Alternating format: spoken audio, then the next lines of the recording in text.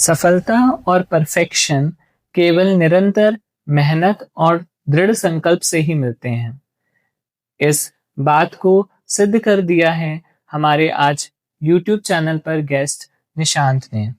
नमस्कार, मैं अक्षत शुक्ला आज ग्लोबल स्टडी पॉइंट से आपके समक्ष आपको हमारे इस सेशन के सबसे होनहार छात्र निशांत से मिलवाने के लिए आया हूँ। Welcome Nishant to our YouTube channel. Thank you sir. Nishant ने पिछले साल अपने क्लास 12th के एग्जाम को मेरिट के साथ पास करते हुए जेई मेंस में 97 परसेंटाइल अंक एवं जेई एडवांस परीक्षा जो कि 18 मई 2025 को हुई उसमें all over India category rank 2057 हासिल कर पूरे क्षेत्र ओड्डा और सिरसा का नाम रोशन किया है। निशांत, आपको एवं आपके परिवारजनों को इसके लिए बहुत बहुत बधाई। निशांत एक एग्जाम्पल है उन बच्चों के लिए जिनको लगता है कि वह क्लास 12th के साथ जेई एडवांस परीक्षा को नहीं क्वालिफाई कर सकते। निशांत ने वह करके दिखाया है जो कि सिर्फ इस समय कुछ बच्चों के लिए सपना है। निशांत इस समय आईआईटी जम्मू से कंप्यूटर साइंस ब्रांच में बीटेक की पढ़ाई कर रहे हैं। आज हम निशांत से जानेंगे कि आपने अपनी प्रिपरेशन को किस तरीके से किया, किन बातों का ध्यान रखा अपने प्रिपरेशन के दौरान। मैं चाहूँगा आप हमारे व्यूअर्स के साथ शेयर करो ताकि उनको भी उनके एग्ज़ाम को क्रैक करने में उससे आइडिया मिल सके। सबसे पहले मैं निशांत आपसे ये जानना चाहूँगा कि जब आपका आईआईटी जम्मू में सिलेक्शन हो गया तो आपका रिएक्शन कैसा था? Thank you sir for inviting me. जब मेरे को पता लगा कि मेरा जेई एडवांस में सिलेक्शन हो गया है तो मुझे बहुत ही खुशी हुई और मेरे को ऐसा लगा कि मेरा सपना सच हो गया है। मेरे परिवार को भी बहुत ज़्यादा ये सुनकर खुशी हुई। निशांत, आपने वो करके दिखाया है जो कि आपके गांव के बच्चों के लिए या कई बच्चों के लिए सिर्फ एक सपना सा है, आईआईटी से पढ़ना, वो भी कंप्यूटर साइंस ब्रांच में। मैं अपने दर्शकों को बताना चाहूँगा कि निशांत पन्नीवाला मोटा गांव से हैं और अपने गांव के वह पहले छात्र हैं जिन्होंने कंप्यूटर साइंस ब्रांच में आईआईटी में एडमिशन लिया है और ये बहुत बड़ी बात होती है। अब जैसे कि निशांत आप का कॉलेज शुरू हुए लगभग 6 महीने बीत चुके हैं, तो मैं आपसे ये भी जानना चाहूँगा कि आप हमारे दर्शकों को बताओ कि जैसे सुनते हैं आईआईटी की एक कॉलेज लाइफ होती है, तो आप जब आईआईटी में गए, आपकी इस समय कैसी कॉलेज लाइफ चल रही है? वहाँ पे आप कॉलेज में आपके क्लास आवर्स क्या रहते हैं? आप वहाँ किस तरीके से पढ़ते हैं और आपको कैसा लग रहा है वहाँ पर जा करके? सर, मेरा हमेशा से ये सपना रहा है कि मैं आईआईटी से बीटेक करूं और इसका श्रेय मैं ग्लोबल स्टडी पॉइंट और वहाँ की फैकल्टी को देता हूं जिन्होंने मेरी मदद की। जब मैं पहली बार वहाँ पे गया तो मैंने कैंपस को देखा जो कि बहुत बड़ा, बहुत ही सुंदर और वहाँ पे आसपास पहाड़ भी है और एनवायरनमेंट बहुत ही बढ़िया है। वहाँ पे हमारी क्लासेस सुबह 8 बजे से लेकर दोपहर को 2 बजे तक रहती है। उसके बाद में मैं एक्टिविटी क्लब वगैरह में जाता हूँ और रात को फिर सारे दोस्त मिलके खाना खाते हैं और फिर रात को पढ़ाई करते हैं। फिर से सुबह सर हमारी क्लासेज होती है। क्लासेज बहुत ही बड़ी है और वहाँ पे हमें बहुत ही एक्सपीरियंस टीचर्स पढ़ाते हैं जिनसे पढ़ के मुझे बहुत इंस्पिरेशन मिलती है। ऐसे इतने बड़े इंस्टीट्यूट में पढ़ के मैं खुद को बहुत लकी समझता हूँ। वाकई निशांत, आप लकी हैं क्योंकि आईआईटी से पढ़ने का सपना पूरा बहुत कम लोगों का होता है और आपने इसके लिए बेशक बहुत कड़ी मेहनत भी करी है। दर्शकों, अगर मैं आपको निशांत की लाइफ के बारे में बताऊं तो निशांत 10th तक बिल्कुल ऑर्डिनरी स्कूल में पढ़ा है बिना किसी फाउंडेशन कोर्स के। और निशांत ने अपनी जर्नी सिर्फ 2 साल में इतनी अच्छी तरीके से पढ़ाई करी कि उसका आईआईटी से पढ़ने का सपना पूरा हो सका है। निशांत, ये एक बहुत बड़ी उपलब्धि है आपकी। और अब मैं निशांत आपसे कुछ प्रश्न पूछूंगा जिन प्रश्नों के माध्यम से मैं ये जानना चाहूंगा कि आपने आईआईटी तक का सफर कैसे तय किया। यह सुन के मुझे उम्मीद है जो हमारे दर्शक हैं उन्हें सहायता मिलेगी और उनको भी एक आइडिया लगेगा कि उन्हें किस तरीके से पढ़ाई करनी चाहिए अगर वो आईआईटी जैसे इंस्टीट्यूट में पढ़ना चाहते हैं।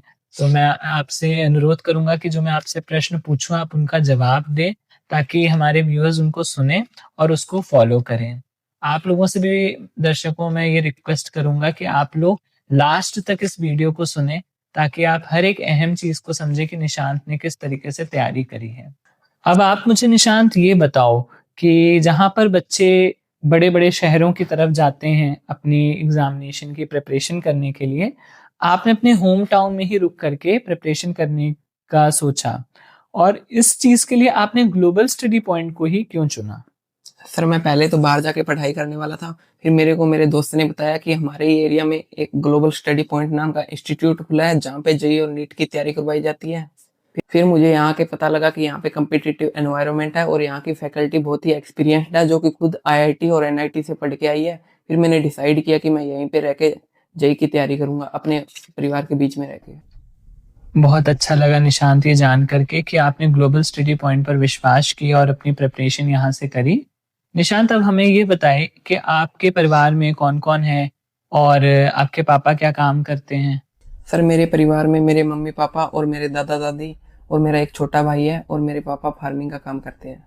निशांत जैसे कि आपने बताया कि आपके पापा खुद एक फार्मर हैं, तो आपको इंजीनियर बनने की इंस्पिरेशन कैसे मिली? क्या आप आईआईटी से पढ़ना चाहते हो? आपको इसके बारे में किसने गाइड किया? सर इसकी इंस्पिरेशन मुझे जहाँ पे मैं पढ़ता था वहाँ पे एक टीचर से मिली। फिर उन्होंने हमें इस फील्ड के बारे में बताया, फिर मैंने इस पे रिसर्च की और अपनी फैमिली के साथ डिस्कस किया और फिर मैंने जेईई की प्रिपरेशन शुरू की। ग्लोबल स्टडी पॉइंट में निशांत आपने लगभग 2 साल तैयारी करी है। मैं चाहता हूँ कि आप हमारे व्यूअर्स को बताओ कि जो आपकी जर्नी थी प्रिपरेशन की वो यहाँ पर कैसी रही? आपको यहाँ पर आके कैसा फ़ील हुआ? आपका कैसा एक्सपीरियंस रहा ग्लोबल स्टडी पॉइंट के साथ? सर यहाँ की मेरी 2 साल की जर्नी बहुत ही अच्छी रही। यहाँ के टीचर बहुत ही सपोर्टिव थे। जब जहाँ मेरे को जरूरत पड़ी तब वहाँ मेरे टीचर ने मेरी मदद की। यहाँ के क्लासरूम का एनवायरनमेंट बहुत ही कॉम्पिटिटिव था और हम दोस्त मिलकर डाउट सॉल्व करते थे। समय समय पर हमारे टीचर हमारी यहाँ काउंसलिंग करते थे जिसमें वो हमारी एकेडमिक और नॉन एकेडमिक प्रॉब्लम को सॉल्व करते थे और यहाँ टाइम टू टाइम पीटीएम भी होती रहती थी जहाँ पे हमें अपनी गलतियों का पता लगता था और फिर हम उन गलतियों को सुधारते थे। क्योंकि यहाँ पे बैच का साइज लिमिटेड होता था तो टीचर के साथ हमारी कनेक्टिविटी भी बढ़िया रहती थी और हम आसानी से टीचर से डाउट पूछ पाते थे। बहुत अच्छा लगा निशांत ये जान करके कि आपको यहाँ का स्टडी एनवायरनमेंट काफ़ी अच्छा लगा। निशांत अब आप हमारे व्यूअर्स को ये बताओ कि यहाँ पर जो आपको स्टडी मटेरियल प्रोवाइड किया गया था, वो कितना हेल्पफुल रहा आपके प्रिपरेशन के दौरान? जो मॉड्यूल के क्वेश्चंस थे और यहाँ पर जो आपको डीपीपीज़ दी जाती थी टाइम टू टाइम, वो कितनी फ्रूटफुल रही हैं? सर यहाँ का करिकुलम बहुत ही अच्छा था। यहाँ पे हमको जो मॉड्यूल्स दिए गए थे उनमें टॉपिक वाइज क्वेश्चन रहते थे और उनमें हाई लेवल के क्वेश्चन की भी प्रैक्टिस हो जाती थी। यहाँ के टीचर्स ने जो नोट्स दिए वो बहुत ही अच्छे थे। उनको पढ़ के जब मैं क्वेश्चन करता था तो जेईई एडवांस लेवल तक के क्वेश्चन आसानी से हो जाते थे। जो हमें यहाँ डीपीपीज मिलती थी उनसे हमें एक ही टॉपिक के मल्टीपल क्वेश्चन की प्रैक्टिस हो जाती थी। निशांत अब आप हमारे व्यूअर्स को ये भी बताओ कि जैसे कि हम सभी को पता है जेईई में बहुत वास्ट सिलेबस होता है, तो आप उसका रिवीजन कैसे करते थे? सर यहाँ हर 15 डेज में एक माइनर टेस्ट होता था जिसमें 15 डेज में जितना भी सिलेबस हुआ है उस सारे की रिवीजन हो जाती थी। सर जब भी हमारी छुट्टियां होती थी तब आरटीएस और एओटीएस के नाम से हमारी टेस्ट सीरीज होती थी जिनमें हमारा पूरा सिलेबस रिवाइज करवाया जाता था। अच्छा, ये बात तो निशांत कॉमनली देखी गई है कि आप जितना ज़्यादा टेस्ट देते हैं उतने ही आपके जो टॉपिक्स होते हैं वो स्ट्रांग हो जाते हैं। और मैं अपने व्यूअर्स से भी ये कहूँगा कि आप भी बच्चों ज़्यादा से ज़्यादा टेस्ट दीजिएगा ताकि आपके टॉपिक्स और ज़्यादा स्ट्रांग हो सकें।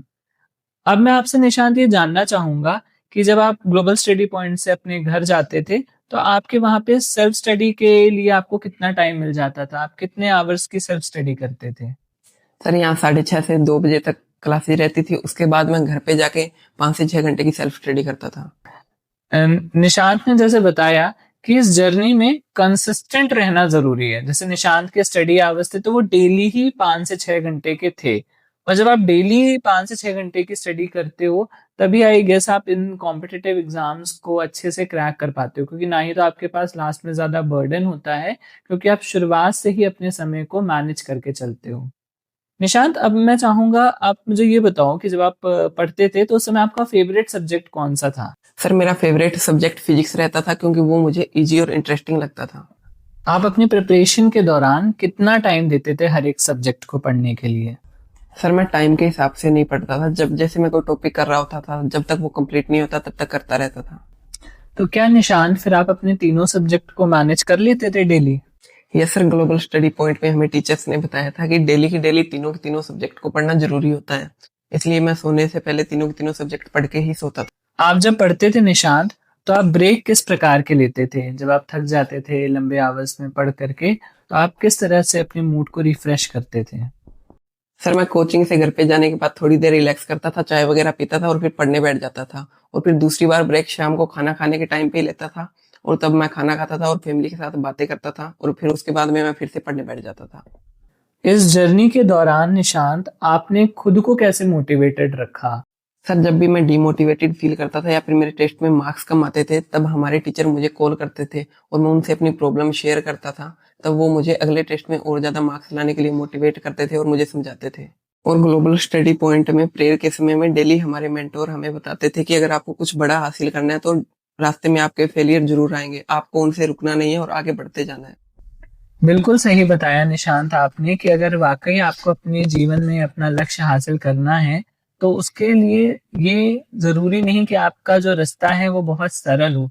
उसमें कांटे भी होंगे, उसमें कठिनाइयाँ भी आएँगी, लेकिन आपको उन कठिनाइयों से डरना नहीं है, उनकी वजह से रुकना नहीं है और लगातार अपने लक्ष्य और अपने गोल के प्रति बढ़ते रहना है, तभी आप उनको एक दिन पा पाएँगे। मैं आगे आपसे निशांत ये पूछना चाहूँगा कि जब आप जेईई मेंस और जेईई एडवांस की तैयारी कर रहे थे, तो आपने क्या डिफरेंस फील किया कि जो क्वेश्चंस होते हैं जेईई मेंस और जेईई एडवांस के, उनमें क्या अंतर रहता है? सर जेई मेंस में हमें सेम कंसेप्ट के ज़्यादा से ज़्यादा क्वेश्चन करने होते हैं, और जेई एडवांस के अंदर में ज़्यादा से ज़्यादा कंसेप्ट पढ़ने होते हैं, कंसेप्ट को रिवाइज करना होता है। निशांत, अब मैं चाहूंगा कि आप हमारे व्यूअर्स को बताओ कि जो लास्ट का मंथ था, उस समय आपने अपनी तैयारी किस तरीके से करी? सर ग्लोबल स्टडी पॉइंट में लास्ट के मंथ में यहाँ पे टेस्ट सीरीज चल रही थी, जिसमें ज्यादा से ज्यादा कंप्यूटर बेस्ड टेस्ट हो रहे थे, और उसके अंदर पूरे के पूरे सिलेबस को छोटे छोटे टुकड़ों में डिवाइड कर दिया गया था, जिससे पूरा का पूरा सिलेबस रिवाइज हो गया था। और इतने सारे एग्जाम देके मुझे अच्छे से टाइम मैनेज करना आ गया था, जिससे मुझे मेन एग्जाम के लिए कॉन्फिडेंस मिला। बहुत अच्छा लगा मुझे निशांत ये जान करके कि ग्लोबल स्टडी पॉइंट के टेस्ट सीरीज से आपको आपके मेन एग्जाम में मदद मिली। मैं चाहूंगा अब आप हमारे दर्शकों को ये बताओ कि जिस दिन आप मेन डे एग्जाम देने गए थे, उस दिन आपने अपने आप को किस तरीके से एग्जाम के लिए प्रिपेयर रखा था और किस तरीके से अपने आप को उस दिन मैनेज किया, अपने आप को काम रखा, पेशेंट रखा? मैं चाहता हूँ आप ये भी हमारे दर्शकों के साथ शेयर करो। सर मेरा एग्जाम सेंटर बठिंडा आया था, जो कि यहाँ से 70 किलोमीटर दूर है, और एग्जाम डे के दिन हमारे मेंटोर भी हमारे साथ गए थे, और उन्होंने रास्ते में हमें बहुत सारी चीजें बताई, जिससे मुझे एग्जामिनेशन हॉल में नर्वसनेस फील नहीं हुई, और फिर मैंने गॉड प्रे करके पेपर स्टार्ट कर दिया। निशांत, अब मैं आपसे ये जानना चाहूंगा कि आप जब एग्जाम सॉल्व करते थे, तो आपकी पैटर्न ऑफ पेपर सॉल्विंग क्या थी? आप कौन से सेक्शन को पहले अटेम्प्ट करते थे और कितना समय हर एक सेक्शन को देते थे? सर क्योंकि फिजिक्स मेरा फेवरेट सब्जेक्ट था, इसलिए मैं फिजिक्स से ही स्टार्ट करता था। मैं सबसे पहले फिजिक्स, फिर केमिस्ट्री और फिर मैथ्स करता था। सर मैं पहले के हाफ टाइम में जितने भी पेपर में इजी क्वेश्चन होते थे वो सारे कर लेता था, और मैं उसमें पूरे पेपर से गो थ्रू भी हो जाता था, और जिससे मुझे पता लग जाता था कहाँ से इजी क्वेश्चन आए हैं, कहाँ से टफ क्वेश्चन आए हैं, और फिर मैं बचे हुए हाफ टाइम को उसी के अकॉर्डिंग डिवाइड करके यूज करता था। निशांत, जैसे कि आपने दोनों ही एग्जाम की प्रिपरेशन करी है, जेईई मेंस और एडवांस दोनों की ही करी है, तो मैं आपसे चाहूंगा कि आप मुझे ये बताओ कि जो लास्ट का 1 मंथ का गैप रहता है जेईई मेंस और जेईई एडवांस के एग्जाम के बीच में, उस दौरान आपने कैसे प्रिपरेशन करी और उस समय जो बच्चे आगे प्रिपरेशन कर रहे हैं वो किन बातों का ध्यान रखें? सर क्योंकि मेंस और एडवांस के बीच में ज्यादा टाइम रहता नहीं है, तो उसके अंदर हम फिर से एडवांस के लिए प्रिपरेशन तो कर नहीं सकते, इसलिए हमें ग्लोबल स्टडी पॉइंट में पहले ही एडवांस लेवल की तैयारी कराई गई थी, और हमारे बहुत सारे एडवांस लेवल के कंप्यूटर बेस्ड टेस्ट भी हो चुके थे, और जिससे मेरी प्रिपरेशन और मजबूत हो गई थी। और जो बच्चे जेई की तैयारी कर रहे हैं, मैं उनसे कहना चाहूंगा कि वो शुरू से ही अपनी प्रिपरेशन को मजबूत रखें, जिससे उन्हें लास्ट में दिक्कत ना आए।